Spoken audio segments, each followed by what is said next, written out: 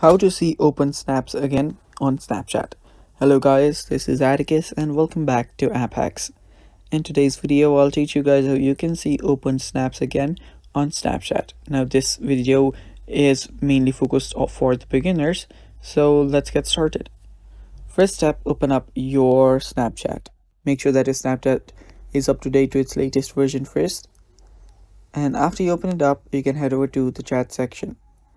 Right here in the friends section, you'll find the snaps.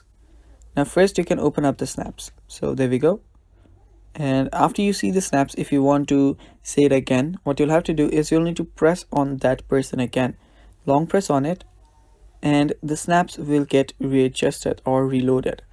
Now it will only be there for a short time, so you can tap on it again to view the snaps again.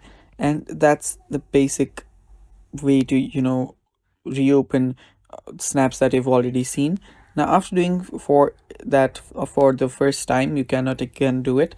You'll actually need more Snapchat features, which you'll get from Snapchat Plus. So yeah, that is basically how you get to see open snaps again on Snapchat. Thanks for watching guys. Don't forget to subscribe to App Hacks and stay tuned for more.